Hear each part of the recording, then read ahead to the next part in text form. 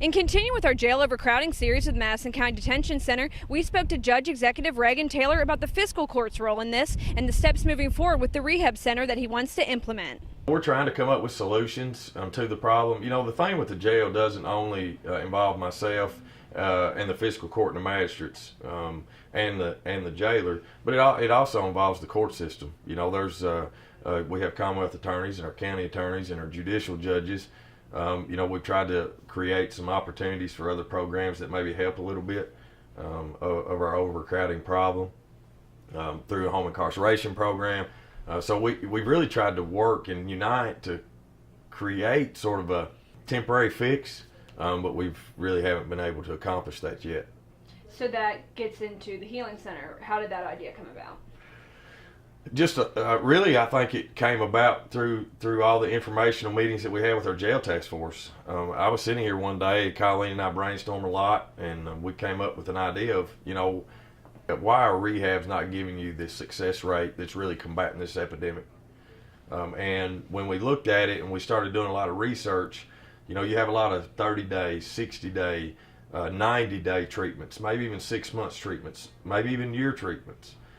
And it's basically focused on the mental aspect of it, that medical detox, that component that sort of cleans your body of the drugs, allows you to cope with that mental scourge. So we really wanted to say, well, why isn't it working enough? Through personal experiences that I've been in, we really said, you know, somebody goes through that, they get out here into real life with no tools to potentially be successful.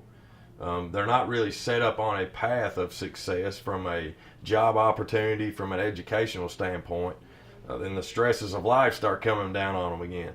And the next thing you know is that you relapse. So we really came up with this idea of a soup to nuts approach to it. You get that mental healing, you get that medical detox, but you also get that life skills training. You get that, how do you balance your checkbook? You get up in the morning, you make your bed, you brush your teeth. You get those educational components that are really going to put you on a good path in life.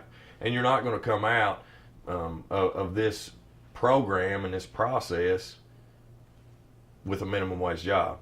You know, and we realize we're not naive in this program model, potentially. Will not work for everybody. But we could not find a soup to nuts approach to it that really sets somebody on a successful path. Yes, we were fortunate to have a round table with Leader McConnell.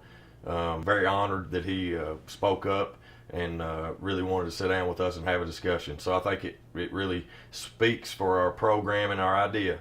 We are going through the process right now of our RFPs. Were due last Friday, and we're reviewing those. We had 10 bidders.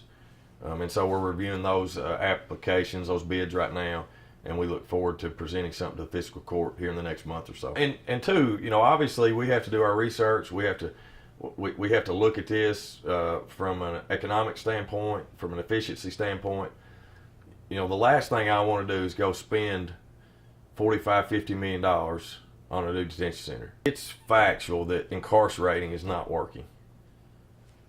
That this drug epidemic is rampant, and so we're just looking for a different approach. If we get down to the end of this bid process and we say, hey, great idea, we're not ready for it, we can't financially sustain it, then at that point, then we might not have a choice but to build a new detention center.